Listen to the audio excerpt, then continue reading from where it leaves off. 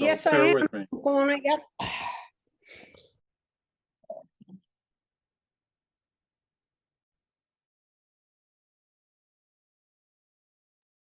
Hey, good evening, ladies and gentle drunks. My name is Kevin Olson. I'm a recovered alcoholic.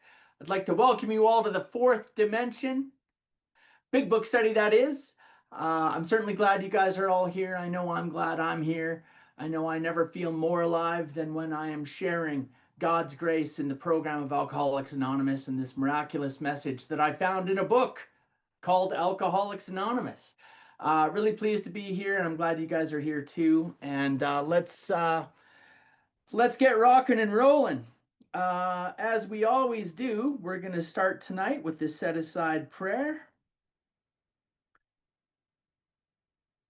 Feel free to sing along if you know the words.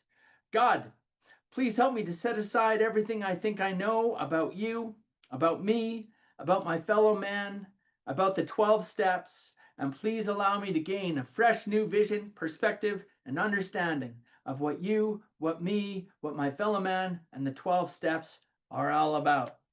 Hoorah! All right. And as this is the fourth dimension big book study, I always like to read the two parts of our book that refer to the fourth dimension. The first is on page 8. Where Bill Wilson writes, I was soon to be catapulted into what I like to call the fourth dimension of existence. I was to know happiness, peace, and usefulness in a way of life that is incredibly more wonderful as time passes. And then on page 25, Bill Wilson writes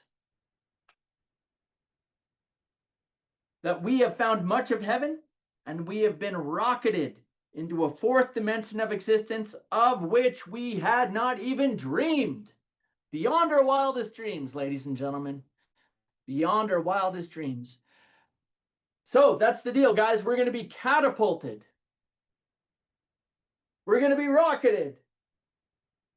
And for those who will, for the sake of tradition and custom of the fourth dimension big book study, everybody please put one hand up like this. Everybody put another hand up like this.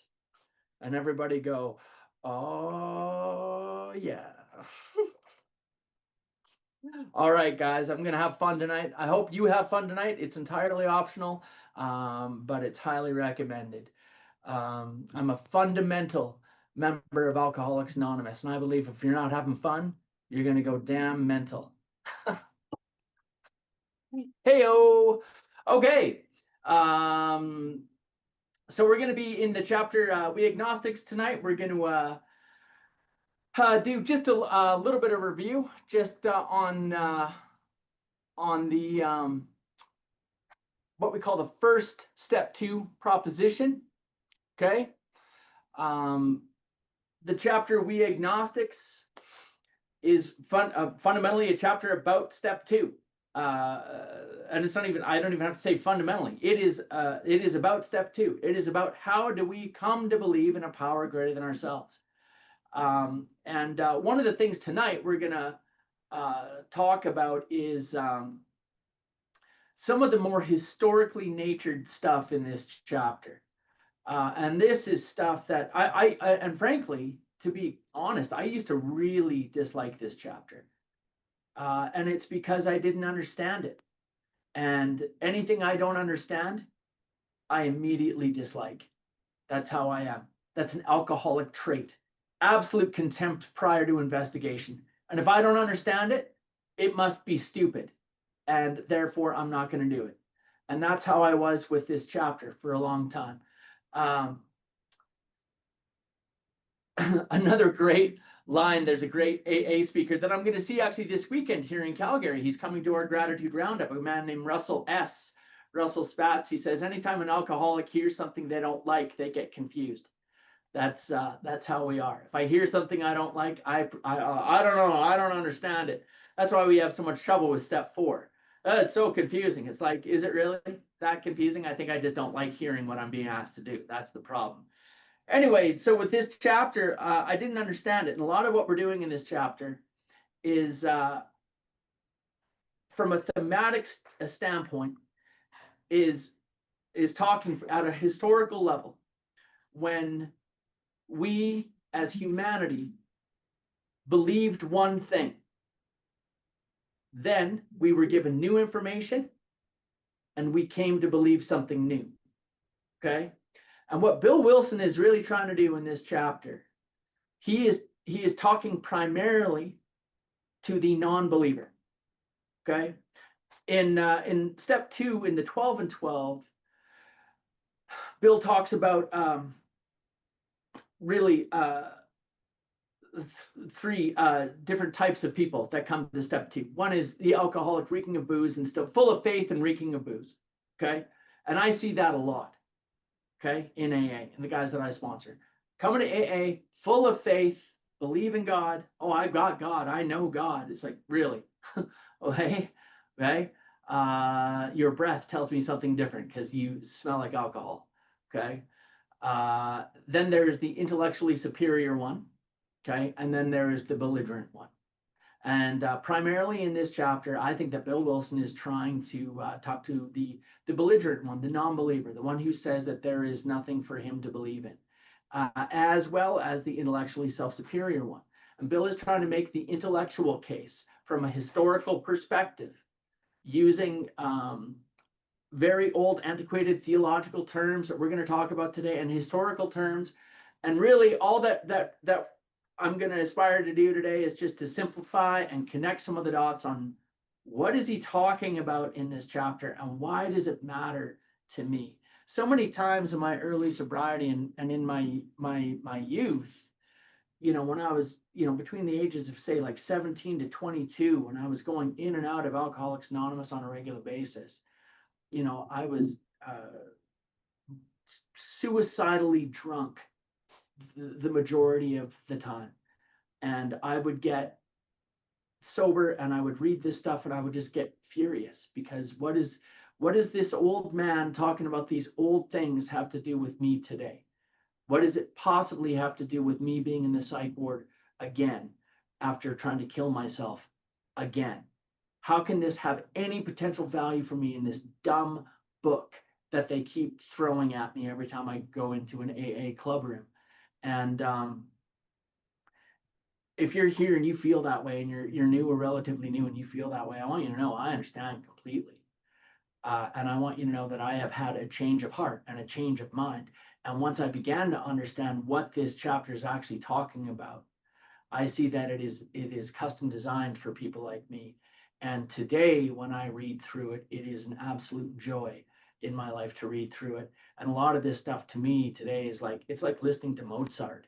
It's like listening to poetry when I hear this stuff read, because it has had such a transformational and profound impact on my life. Every good thing that I have in my life comes from Alcoholics Anonymous. God, yes, but how did I access God? I found God through a program called Alcoholics Anonymous. That is the truth. And so this chapter means a lot to me today. Just by way of a review, so this chapter is about step 2. Step 2, as we talked about last week, how do we come to believe? We can make believe. Just pretend. Just come to believe that there is something. Okay. And we read through the first step 2 question last week as well that we'll touch back on quickly. I always like to mention the chapter We Agnostics. The title, We Agnostics. Agnostic is a word. It comes from Greek. Ag meaning without, and gnosis meaning knowledge. We are without knowledge of God, which is to say we can believe in God, but we don't have a relationship with him. Okay. And that's one of the things that was really confusing to me when I was new, is like, okay, I believe in God. Fine. So why am I still having so much trouble staying sober? And guys, it is possible for me to believe in God and yet keep him out of my heart and keep him out of my life and not know God and not have an actual relationship with God. Okay. It's when I stopped talking about God in AA and I started talking to God in AA that my life really changed. And that's when I started to build this relationship with God. that I have today. So we agnostics, we who are without knowledge, we who are without a relationship with God, okay, is the title of the chapter. Now, I said this last week, and I'll say it again. The chapter is not called For Agnostics or To Agnostics. It is called We Agnostics, which is to say that we are all agnostic when we get to Alcoholics Anonymous. Now, we have priests show up in AA. You say, how could a priest possibly need Alcoholics Anonymous? It's because the relationship that they have with God is a lot like mine was. It was an intellectual relationship with God. I studied religious philosophy in university, and I thought, man, I was so smart when I got to AA. I knew so much about God, I was almost dead. That's how smart I was, okay? That's how much I knew about God, okay? And that is the intellectually self-sufficient man or woman. And you can go to university. I have a sponsee right now, guy that I sponsor, who was actually studied in the seminary in the Vatican in Rome and couldn't stay sober. Some of the worst drinking he ever did in his life. He was living in the Vatican. I know someone else who was, they were a drug addict. They were a heroin addict. They were in Bible college, living in a pastor's basement. This person got baptized while they were on heroin. Okay, can you imagine? And still, what's the problem? The problem is that there's too much me within me to cut me off from this power. Okay, the problem is the connection that I have to the power, and that is the remainder of the steps. Okay, anyway, all of that to say, I'm getting ahead of myself a little bit. We agnostics, we who are without knowledge, we who are without a relationship to God. Okay, now the other thing, and this is a pop quiz, okay, for everyone on the call. Let's say you have a brand new sponsee, you got a live one, okay, and they're asking you that magic question: do you think I might be an alcoholic? Okay, what page do we go to? What page? And I want, you don't have to unmute yourself, but I want everyone to go like this: 44. Okay, I'm looking, guys. I'm not moving on until I see everyone who has their camera on go 44. What page do we start out with a newcomer? Hey, I like it. I like it, Benjamin. 44. 44. Okay, where it asks the two questions. If, when you honestly want to, you find that you cannot quit entirely, or if, when drinking, you have little control of the amount you take because of the mental obsession, the physical allergy. Boom, that's it. Okay, that's a really great place to begin with a newcomer. If you don't know where to begin, crack that book open, go to 44 and start talking about those two questions. And guys, keep in mind, and we'll talk more about this when we get to the chapter working with others. But again, we are not there to talk to them about their drinking and how they relate to those two questions. What's much more effective is how we talk to them about how we relate to those two questions, how we think and how we drink. And eventually they're going to ask, what happened to you? And that brings us to the chapter working with other, or we agnostics rather, okay? So Brad, my man Brad, my main man, is here. He's going to be reading for us tonight. Thank you so much, Brad. I love you a lot. Let's go to page 47. Again, guys, and I hope that from last week, you all have a little note there that says step 2, question 1, or step 2, first proposal, or first proposition, or however you want to say it. Long story short, there are 2 questions that we're going to go through. This is the first one. Okay, the first question that we ask for step 2. To be clear, now Rob just posted those 2 questions there on page 44. Just to clarify, I don't want to confuse anyone. The 2 questions in the first paragraph on page 44 are for step 1. Those are step 1 questions. Physical allergy, mental obsession, okay? So don't be confused. Even though it's in the step 2 chapter, I worry that this is confusing for some of y'all, and I'm sorry if it is. I'm going to clarify. It's in the step 2 chapter called We Agnostics. Yes. And this is how Bill Wilson writes. He tells you what he's going to teach you, then he teaches you, then he tells you, and then he tells you again, and then he tells us again. And this is the last time that he's telling us. In this chapter, step 2, paragraph 1, We Agnostics, these 2 questions. If when you honestly want to, you cannot quit entirely, or if when drinking, you have no control over the amount you take, those are step 1 questions, okay?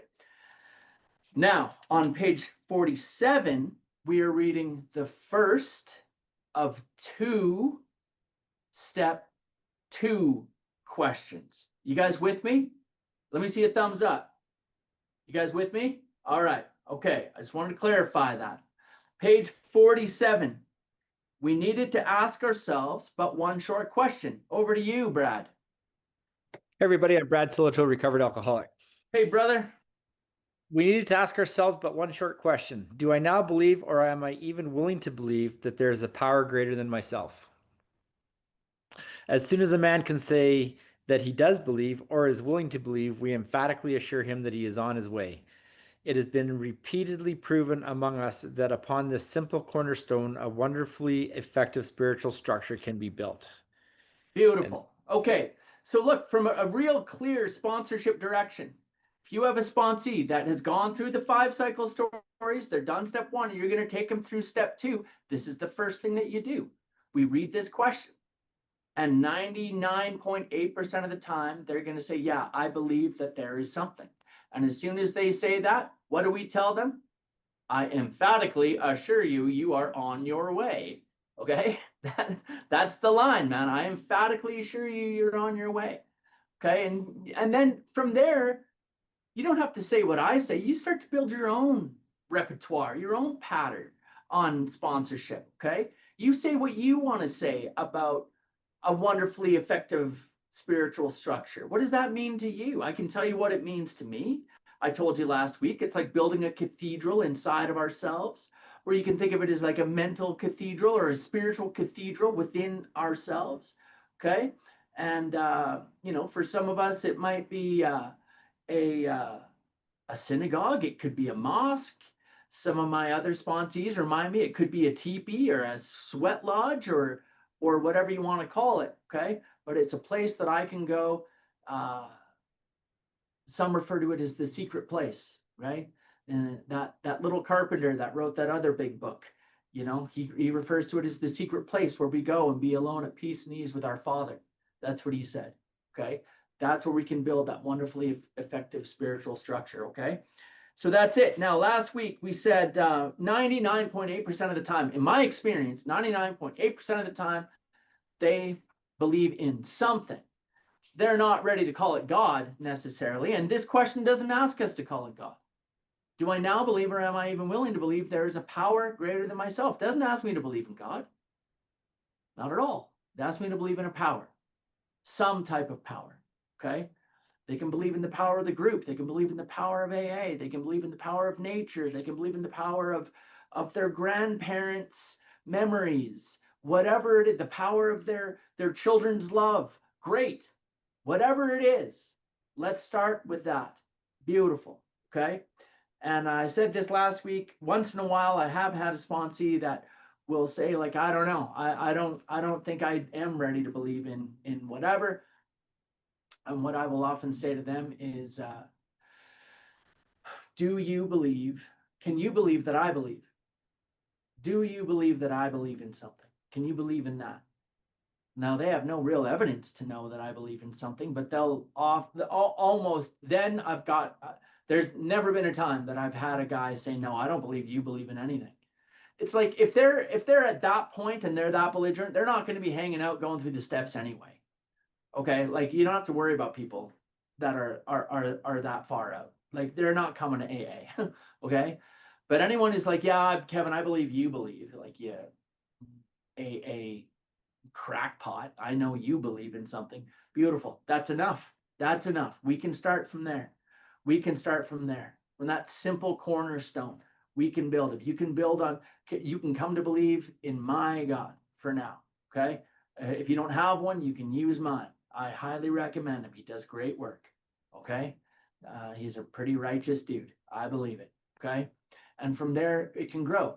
I also will point out, and I'll remind everyone, with my sponsees, I start them praying like day number 1. Before we're on step 2, I start them praying, because that's an action that I want them to start taking every morning, every night, without fail. Prayer, unceasing, unwavering prayer, every morning, every night, without fail. That's a requirement of me sponsoring them and agreeing to and continuing to be their sponsor. One of the things that we can pray for is faith. I can pray for belief. God, I don't believe in you. Help me to have more faith in you, God. God, I don't trust you. I don't see you. I need to feel that you're with me. I'm terrified that I'm going to die alone and drunk, God. And I please help me to have the same kind of faith that I see others having. Amen. That's it. Okay. And AA is a place where we pray whether we believe or not. We pray and the faith and the belief will come. I believe that. Okay, I believe that. And if a guy is really surrendered and he's really done step 1, he may not be ready to come to believe in God, but if he has truly come to believe that his case is hopeless, then he will be willing to try something new. As I was, man. I didn't want to get down on my knees and pray, but I was living in the psych ward. The only thing they'd let me out for is AA meetings. The guy in AA meeting told me to pray, man, and I wanted to get out of the psych ward. And that was it. And so I was willing to try something new. And that's what happened for me. Anyway, okay, Brad, back to you. Page 47, that was great news to us. So we're going to read through the rest of this chapter. Likely we'll get to the end of this chapter, unless I talk too much. And we will leave the spiritual appendix until the end of this chapter. But for now, Brad, page 47, that was great news to us. Rock and roll. That was great news to us, for we had assumed we could not make use of spiritual principles unless we accepted many things on faith which seemed difficult to believe.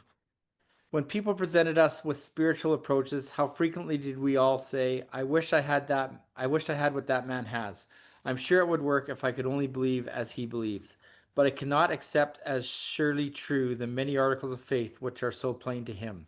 So it was comforting to learn that we could commence at a simpler level. Besides, Yeah, so one of the things I want to say here, I think it's an important line. Like, and it occurred to me that people who are newer might look at me and think, oh, for sure, if I had what Kevin Olson, like if I had that belief, of course it'd be easy. But like, how am I supposed to compete with that? And I hope you don't look at me that way. I hope you truly don't, any more than I look at my sponsor and think, how am I supposed to have what he has and so on. But the deal is, guys, like, my sponsor is 33 years sober. I'm 16 years sober. So I shouldn't be comparing my chapter 16 to his chapter 33 any more than any of y'all should be comparing your chapter 1 to my chapter 16 or anyone else's. Okay? God just wants you to be right where you are right now. And in fact, that's the only place we can experience God, is right in that moment of now. Right in the present moment is the only place we can truly experience the presence of God. I can't experience God in the past. I can't experience him in the future. In the past, I'm living in regret. In the future, I'm living in fear anyway. The only place I can find God is right now. And in fact, the newest of the new people sometimes, I believe, are closest to God, closer than the rest of us. Okay, when we take that surrender tag or that step 1 tag, oftentimes we are the closest. In the Hindu tradition, they believe that people who are closest to death are also the people that are closest to God, and I think that has a lot to do with our program. The problem for us is what Dr. Harry Tiebout described as the amazing recuperative power of the alcoholic ego. The problem is I go take that newcomer tag, that 24-hour chip, that desire chip, whatever it is, and about 15 minutes later, my ego starts growing back. And the rest of my life and the rest of the purpose of the steps of AA are to keep beating that ego down, to a point where it is no longer going to get me drunk anymore. Anyway, just believe what you believe and be where you are right now. And God is well pleased with you and happy to be with you right where you are. If I take one step back towards God, God will take 10 steps towards me every time with arms open wide. That is my experience. Brad, back to you. Besides a seeming inability to accept much on faith, we often found ourselves handicapped by obstinacy, sensitiveness, and unreasoning prejudice. Many of us have been so touchy that even casual reference to spiritual things made us bristle with antagonism. This sort of thinking had to be abandoned. Though some of us resisted, we found no great difficulty in casting aside such feelings. Faced with alcoholic destruction, we soon became as open minded on spiritual matters as we had tried to be on other questions. In this respect, alcohol was a great persuader. It finally beat us into a state of reasonableness. Sometimes this was a tedious process. We hope no one else will be prejudiced for as long as some of us were. The reader may still ask why he should believe in a power greater than himself. We think there are good reasons. Let us have a look at some of them. Okay, so from here forward, this is where Bill Wilson is really trying to make the case from a historical perspective, from a authority perspective. He's trying to say, here are times, and this is the main theme. If you wanted to summarize all this historical stuff, this is what it really is. As humanity, we all believed one thing. We were given new information, and we then came to believe something new. Now, as alcoholics, what is the new information we were given? We just read it. We were beaten into a state of reasonableness. The new information that we are given is that our case against alcohol is hopeless. That is the new information that we are given in AA, okay? So this isn't some, intellectual boom. This is facing death, facing alcoholic destruction, and the knowledge of certain death is going to make us more open-minded to thinking something new. So what Bill Wilson, again, guys, here is doing to the intellectually self-sufficient man or woman or the belligerent man or woman. And really also remember that Bill Wilson is also trying to sell the medical community, the legal community, the theological community on this idea of Alcoholics Anonymous. So he's going to write some pretty wordy stuff. He's going to, write some slick stuff out. Okay. And he does. But I'm going to try to help us bring it all home tonight and really connect the dots on what this means for us who are sitting here having been beaten into a state of reasonableness and looking for an answer to which we have never found in the past. Brad, back to you. The practical individual of today is a stickler for facts and results. Nevertheless, the 20th century readily accepts theories of all kinds, provided they are firmly grounded in fact. We have numerous theories, for example, about electricity. Everybody believes them without a murmur of doubt. Why this ready acceptance? Simply because it is impossible to explain what we see, feel, direct, and use without a reasonable assumption as a starting point. Everybody nowadays believes in scores of assumptions for which there is good evidence, but no perfect visual proof. And doesn't science demonstrate that visual proof is the weakest proof? It is being constantly revealed as mankind studies the material world that outward appearances are not inward reality at all. To illustrate, I just want to point out this line, outward appearances are not inward reality. I think that's a line I like to think about a lot relative to myself. Okay. Someone who is obsessed with what my sponsor liked to call image maintenance. Okay. My outward appearance and my inward reality were seldom the same. And outward appearances are not inward reality at all. So I would go to AA meetings and people would say, Kevin, how you doing? I'd say, fantastic. First word I ever learned in AA. Fantastic. I'm great. I'm so sober. I can barely stand it. Thank you for asking. Because my outward appearance and my inward reality were not matching. although that's not what Bill Wilson is referring to here exactly, still a really great line to think about. Outward appearances are not inward reality at all. And one of the biggest challenges for me in my life is to get my insides and my outsides to match, you know? And one of the things my grant sponsor, Clancy, if you've never heard this before, let me be the first to share it with you. Clancy would say that one of the great problems of humanity and the great problems for alcoholics is that we go through life comparing our inward reality to other people's outside appearances and think that without knowing that their inward realities aren't the same either. Okay. And you will never see anyone who looks as bad as I feel. Okay. And so I can't compare my inner turmoil and my inward reality to defense mechanisms that other people have developed for years so that no one would understand what's going on inside of them. Okay. Outward appearances are not inward reality. I just thought I'd mention that. So now we're really gonna get into some of the historical stuff here. And so Brad, yeah, the prosaic steel girder. The prosaic steel girder is a mass of electrons whirling around each other at incredible speed.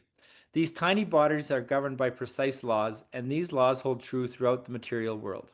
Science tells us so. We have no reason to doubt it. When, however, the perfectly logical assumption is suggested that underneath the material world and life as we see it, there is an all-powerful, guiding, creative intelligence, right there our perverse streak comes to the surface, and we laboriously set out to convince ourselves it isn't so. All right, I'm just going to pause there for a minute, Brad. Prosaic steel girder. Like what is that? What is a prosaic steel girder? Well, I think Rob just put some of the definitions in there, but basically, it just means an everyday run-of-the-mill I-beam. Okay, and some of you may know what an I-beam is, and some of you may not. An I-beam is a large piece of steel that they put up to build skyscrapers. Okay. Well, think about the context. Where is Bill Wilson as he's writing this? He's in Manhattan in the late 1930s, and he's looking out his window. And what do you think he sees being built all over the place? Okay, skyscrapers. Okay, so of course he's writing about what he sees in the world, right? And so he's writing about this prosaic steel girder. All he's saying is, and anyone who's taken any elementary level school or science or whatever, you know, there's atoms and electrons and neutrons, tiny little pieces that spin around. And, you know, and I'm not a physicist. I don't know all that stuff, electrons and neutrons and protons or whatever they all are. But we all know that there's tiny little pieces that make up a big beam like that, right? Well, how do we know that? We all have faith in that. Somebody told us that, and we believe that. And so all he's saying is, and then when you say like, well, maybe there's like a God underneath all that who developed all that stuff, God and emotion, suddenly we're like, ho, ho, ho, just wait a minute there, Sonny Jim. Okay, what are you talking about? Okay, it's like, why is it we can believe one thing without any argument whatsoever? We just believe what we're told in grade 10 science. But when we make this argument that like, well, maybe there's a power underneath all that power, suddenly our perverse streak is what Bill says. And that's how it was for me, man. It's like, whoa, God, I don't want to talk about that. Like, no. I'm a scientist, you know, I'm a scientist. Okay. Well, why is it we can believe one thing and not the other? Maybe we can change our belief on that now that we've been beaten into a state of reasonableness. Okay. Shiva, I saw you had your hand up. Was that intentional? Did you have a question, brother? I have a question. Sorry, we need to step a little back. So I'm trying to catch that phrase that you said on that line, that outward appearances are not inward reality at all. So on that line, you mentioned that, is it, correct me, we all call it compare our inner world, that is turmoil and such, with the what? Outer world of others? So We can you compare, elaborate on that? Shiva, what I'll do is compare my insides to your outsides. And I'll think, man, that Shiva has it all going on. He looks like he's got it all figured out. Why don't I have it all figured out inside? Okay. Clancy would say, I compare my raw meat inside to defense mechanisms that you've spent years building, and that you will never meet anyone who looks as bad as I feel. Okay, never. Okay. And because Got it. we build these, so I compare my insides against your outsides. Okay, against everyone's outsides, and I think everyone has it all figured out, and I'm just a loser. Ever had that feeling? Yeah, I know. Yeah, we all. Okay. Thank All you. right. Thank you. You're welcome. Okay. Brad, back to you. Thank you. We read wordy books and indulge in windy arguments, thinking we believe this universe needs no God to explain it. Were our contentions true, it would follow that life originated out of nothing, means nothing, and proceeds nowhere. Instead of regarding ourselves as intelligent agents, spearheads of God's ever advancing creation, we agnostics and atheists chose to believe that our human intelligence was the last word, the Alpha and the Omega, the beginning and end of all. Rather vain of us, wasn't it? So what he's We who have saying there is like, yeah, look, we all know about the protons and the neutrons and the atoms and the electrons, and we think we're so smart and clever. Okay, and that's our human intelligence. That's it. That is the end and the alpha and the omega, right? And why isn't it then that we could just go one step further and believe that there could be something more, something deeper underneath all of that, that's moving all of that stuff? Oh, I don't know. Back to you, Brett. We who have traveled this dubious path beg you to lay aside prejudice even against organized religion. We have learned that whatever the human frailties of various faiths may be, those faiths have given purpose and direction to millions. People of faith have a logical idea of what life is all about. Actually, we used to have no reasonable conception whatever. We used to amuse ourselves by cynically dissecting spiritual beliefs and practices when we might have observed that many spiritually minded persons of all races, colors, and creeds were demonstrating a degree of stability, happiness, and usefulness which we should have sought ourselves. You know, that stability, happiness, and usefulness, that sounds a lot like some of the other descriptions of the fourth dimension, doesn't it? A life of peace, happiness, and usefulness beyond our wildest dreams. Now, here we are talking about stability, happiness, and usefulness. And really, guys, I really encourage you to consider, if you have any prejudices against any organized religion, any of them, I encourage you to learn more about them and open your mind a little bit with respect to all the beautiful things that they have to offer. And man, I play jazz with all of them. I really do. I read all types of stuff from Christianity. Every night I have a Christianity reading that I read because I think Jesus was amazing. And I also have stuff that I read from, I also study, you know, every night I read Christianity and then I do a Buddhist meditation. That's honest to goodness. Okay. And then great stuff from Judaism, great stuff from Islam. You know, the word Islam, that word translated into English means surrender. That's the name of their religion. They named their religion Surrender. And they don't even drink, those guys. Okay, what are they surrendering to? They're surrendering to God, just as we do. We are all beaten into a state of reasonableness. We all surrender to God. Okay, you've just heard me mention something from Hinduism. Beautiful. Okay, we can take a little bit from everything. Back to you, Brad.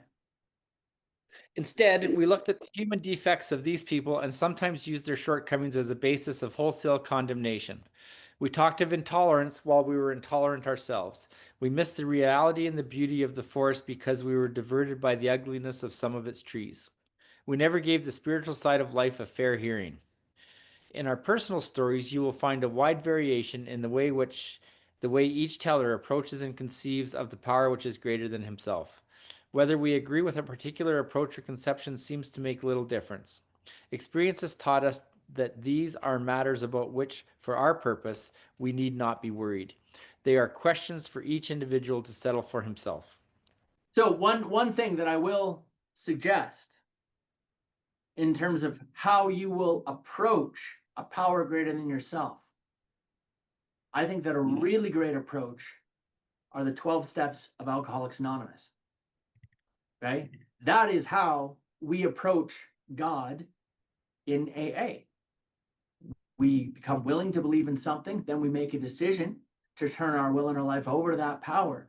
And the remaining steps, the purpose of those steps is to get me connected to God. Okay? How do I know that? Well, what does it say in step 12?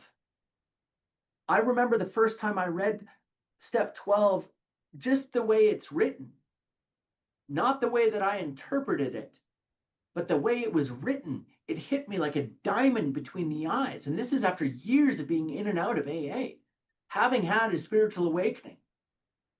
As the result of the steps, I was stunned. It had been there in plain sight all the time. But see, what I kept trying to do was become spiritual enough to do the steps. I was trying to become like a holy person. And man, I was good. I was good at reading wordy books and indulging in windy arguments. And I was good. I learned to go to AA meetings, and I had my little, I looked like a spiritual person. I thought if I could just become spiritual enough, I could go through the steps, and that's not how it goes. Okay. So a really great approach in terms of how we're going to approach God is to do the 12 steps. In fact, I would submit for an alcoholic of our type, there is no better approach. That is it. The 12 steps are just suggestions, but we don't have 12 other suggestions for you. Okay. My friend Steve Lee likes to say we're like a really good steak restaurant here. Okay. You come here, you're going to get great steak, but don't come here looking for sushi, and don't come looking for Mexican food, because we don't do that. We do one thing, and we do it really, really, really well. We get drunks connected to God better than anywhere else in the world. That's what we do in AA. Okay. Back to you, Brad. On one proposition, however, these men and women are strikingly agreed. Every one of them has gained access to and believes in a power greater than himself.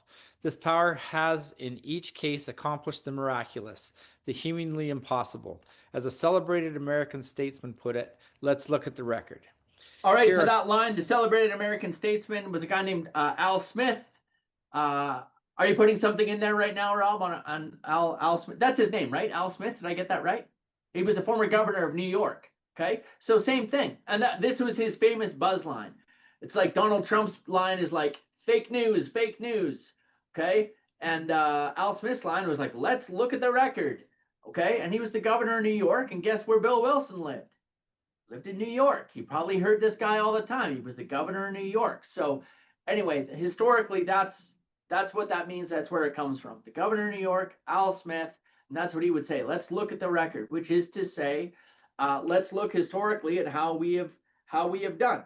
And now, Brad, let's continue on, please. Here are thousands of men and women, worldly indeed. They flatly declared that since they have come to believe in a power greater than themselves, to take a certain attitude toward that power, and to do certain simple things, there has been a revolutionary change in their way of living and thinking. In the face of collapse and despair, in the face of the total failure of their human resources, they found that a new power, peace, happiness, and sense of direction flowed into them. This happened soon after they wholeheartedly met a few simple requirements. Okay, and like, look, man, there's lines embedded in here that seem like little throwaway lines, and I can't underscore how important they are. Okay, in terms of my understanding of what we're doing here in AA, we need to come to believe in a power. That's step 2. To take a certain attitude towards that power. That's step 3. And to do certain simple things. Anyone who knows, has been to this study before, knows I believe the most important word in all of Alcoholics Anonymous forever is the word do. D-O. It's the only thing that matters in AA, is what I do, what I think, how I feel, what I believe. None of that is anywhere near as important as what I do, the actions that I am taking in Alcoholics Anonymous. So we believe in something, we take a certain attitude towards it, and then we do certain simple things. And then they find this power, peace, and happiness and sense of direction. Again, they're in the 4th dimension. This happened soon after they wholeheartedly met a few simple requirements. That means they did the 12 steps. That's what that means. Those are the requirements. The requirements are the 12 steps, including step 12. Lots of step 12 work, okay? Back to you, Brad. Once confused and baffled by the seeming futility of existence, they show the underlying reasons why they were making heavy going of life. Leaving aside the drink question, they tell why living was so unsatisfactory. They show how the change came over them when many hundreds of people are able to say that the consciousness of the presence of God is today the most important fact of their lives. They present a powerful reason why one should have faith. So, as you all know, there are many lines in this book that I will use as a benchmark to ask myself, to compare myself against the first 100 members of Alcoholics Anonymous, to ask myself, how am I doing against this measure? Well, there's another really good one. Is the consciousness of the presence of God today the most important fact of my life? That's a really good question for me to ask myself. Is the consciousness of the presence of God today the most important fact of my life? It may not be, guys. I'm here to tell you, there are times where, like, no, I'm focusing on my job, I'm focusing on my career, I'm focusing on whatever it is. Okay, well, that's good to recognize that. Okay, that really has everything to do with inventory and step 6 and 7 and step 10. And now refocus and make it the most important part of my life. One of my favorite lines, guys, is that I live in AA and I visit the world. When I live in AA and I visit the world is a beautiful and radiant place. When I try to live in the world and visit AA, I get in a lot of trouble. Okay. And anyway, I just wanted to mention that. Brad, back to you. This world of ours has made more material progress in the last century than in all the millenniums which went before. Almost everyone knows the reason. Students of ancient history tell us that the intellect of men in those days was equal to the best of today. Yet in ancient times, material progress was painfully slow. The spirit of modern scientific inquiry, research, and invention was almost unknown. In the realm of the material, men's minds were fettered by superstition, tradition, and all sorts of fixed ideas. Some of the contemporaries of Columbus thought a round earth preposterous. Others came near putting Galileo to death for his astronomical heresies. Okay, so there's a couple of really good examples here. Okay, before Columbus, humanity believed that the earth was flat. We were given new information from Columbus. Today, most of us believe that the world is round. There's somehow bafflingly this flat earther thing out there, but most of us know that the earth is round. Galileo, prior to Galileo, we all believed that the universe spun around the earth. After Galileo proved that no, we actually orbit around the sun. And why is that a really good analogy in Alcoholics Anonymous? Because prior to getting sober and doing this work, I came to believe that the universe revolved around me. Maggie gets it. I see you, Maggie. I see you there. And afterwards, today, the central fact of our lives is the absolute certainty that our Creator has entered into our hearts and lives in a way which is indeed miraculous. He is the center now. Okay? The consciousness of the presence of God is the most important fact of my life, not what God can do for me. Okay? I used to think of God as like, you know the part in the book where it says God is the director and we're the actors? What I did for a long time was I stayed as the director of the play, but I just gave God a part in my play. That's all. Okay? I came to Alcoholics Anonymous and intellectually conceded to the God thing and then just gave him a part in my play. Okay? And guess how that worked out? Okay? No, it's only when we surrender completely that things really started to change. And it's only when I started to realize that I revolve around God that he is the center and I orbit around him. And when I live that way, man, and that's humility too, by the way. You want to know what humility is? That's humility. I heard a Roman Orthodox priest last night talking about what is humility. Humility is giving to God what is already his. Giving to God what is already his. Because everything I am is from him. All I am doing is giving it back to him and saying, I am yours. That's humility. Man, I love that. I wish I could live that way all the time. Please don't think that I do. Clearly, I don't. Okay. But that's a really beautiful thing to think about. Brad, back to you. And just in case anyone's wondering, we're not going to try to push through this whole chapter. There's just a lot of just too much good stuff to say here. So we're gonna finish up right at 7 o'clock, and we'll see where we land. I have an idea, but we'll keep going, Brad. Okay. We asked ourselves this: are not some of us just as biased and unreasonable about the realm of the spirit as were the ancients about the realm of the material? Even in the present century, American newspapers were afraid to print an account of the Wright brothers' first successful flight at Kitty Hawk. Had not all efforts at flight failed before? Did not Professor Langley's flying machine go to the bottom of the Potomac River? Was it not true that the best mathematical minds have proved man could never fly? Had not people said God had reserved this privilege to the birds? Only 30 years later, the conquest of the air was almost an old story and airplane travel was in full swing. So that part used to really aggravate me too. Like, who is Professor Langley? What is a flying machine? At the bottom of the Potomac. I mean, Rob just posted it there, and that's really okay. So in the I guess the 1920s, it would have been. The U.S. government set out to prove manned flight, to create manned flight, and this guy, Professor Langley, I think it was from the University of Virginia, was given the full force of the United States government and the full force of the United States Military Engineering Corps. Like, everything was at his disposal, and he built this flying machine. And kaboom! What year was it, Rob? 1903 Oh, was the year that the flight.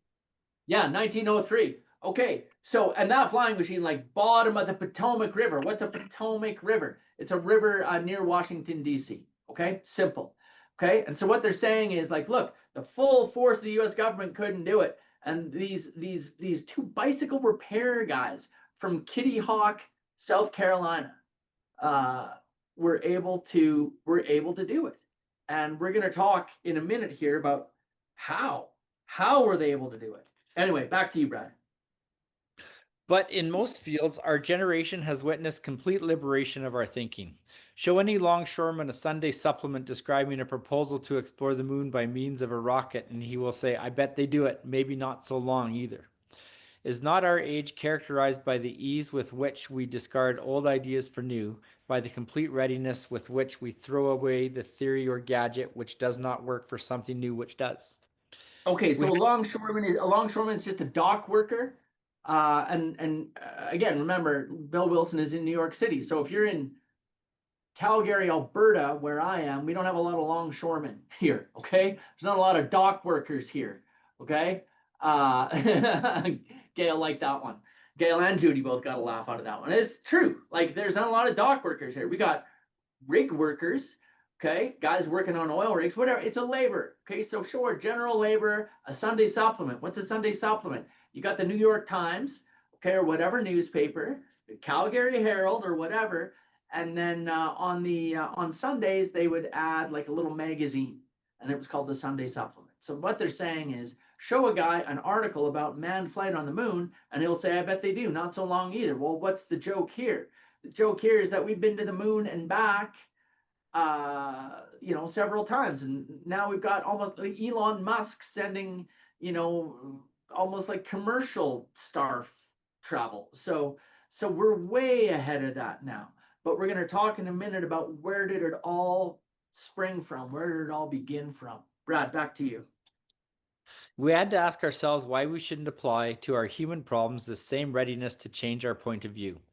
We were having trouble with personal relationships. We couldn't control our emotional natures.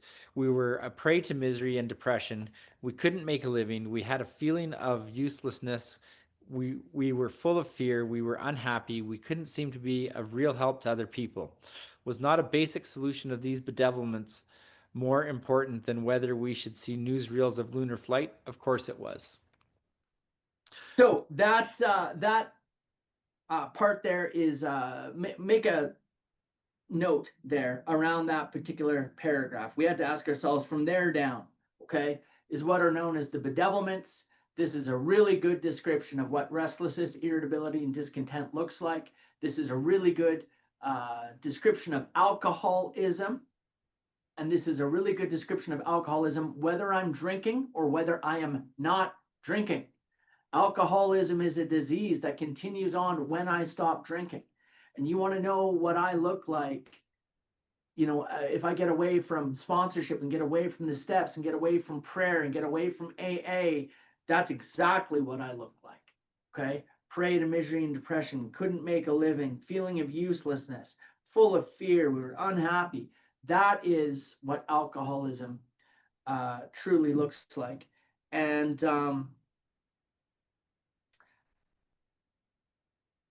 okay, let's finish. We're just going to finish up on the Wright brothers, Brad, just in a couple paragraphs. So back to you.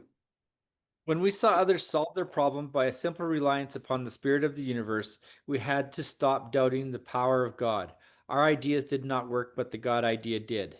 The Wright brothers' almost childish faith that they could build a machine which would fly was the mainspring of their accomplishment. Without that, nothing could have happened. We agnostics and atheists were sticking to the idea that self-sufficiency would solve our problems. When others showed us that God's sufficiency worked with them, we began to feel like those who had insisted the rights would never fly. Logic is So great I just stuff. want to point out, guys, what was more powerful than the United States government and the Army Engineering Corps and the full force of all of those scientists and all that stuff trying to get the Professor Langley's flying machine. What was more powerful than any of that was childish faith.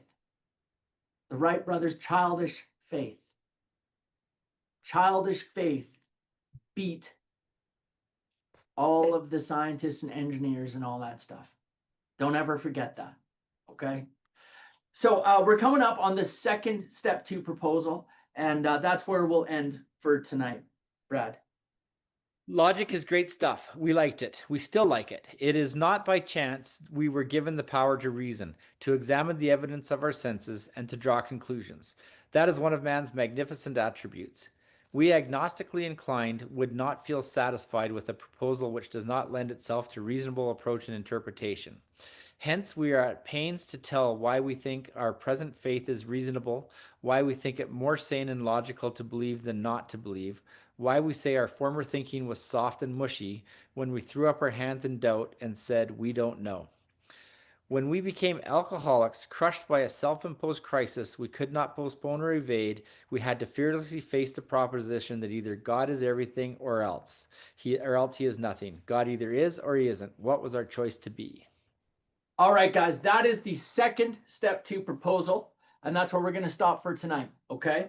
So when I'm working with the sponsee, first question, do I now believe or am I even willing to believe there's a power greater than myself? Okay. If yes, we move on to this next question. Okay.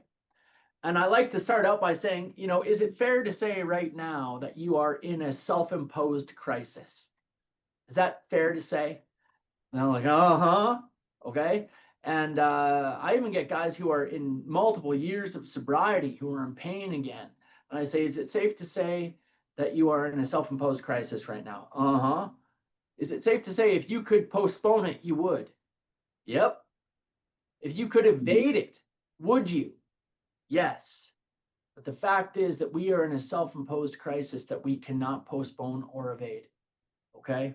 And so now the question is, we have to fearlessly face the proposition, God is either everything or else he is nothing. God either is or he isn't. What was our choice to be? Now, being an intellectually self-superior human being that I like to believe I am, okay, and I'm the only one who believes I am, by the way, okay, this thing, God is either everything or else he is nothing. Okay. I can spin out on a question like that. That's the kind of thing when I was in university, I used to go and eat like a handful of magic mushrooms and go out into the woods and trip out like, well, man, it's God either everything or else he is nothing, man. Okay. So how do we keep it simple in AA? How do I reconcile that and keep it simple? Here's how. In step one, question one, do I believe? Yes. The second question, then, God either is or he isn't. The power that I believe in, that I say I believe in, do I believe that that power is more powerful than alcoholism? Or do I believe that alcoholism is more powerful than the power that I believe in? And I can tell you with assurance, not a single time have I had anyone not agree that God is more powerful than alcoholism. And that's it. And they're done step two. The two things that I need to be done step two. Number one, I have to believe that there is a power. Number one. Number two, I have to believe that that power is more powerful than my problem. Okay, that's it. And with that, I am done step two. Guys, I don't tell God how big my problems are today. I tell my problems how big my God is. Okay. And if your God is not big enough, make him bigger. Pick a big God, man. Pick a giant God. You know, we get to pick our own here, and you can make it anything you want. Okay, but those are the two requirements for step two. Number one, I have to believe that there is a power. Number two, I have to believe that that power is more powerful than my problem. And once we're done that, I tell them, congratulations, you're done step two. Beautiful, beautiful. Okay. So I feel like there was one other thing I wanted to say, but that may just have to wait for next week.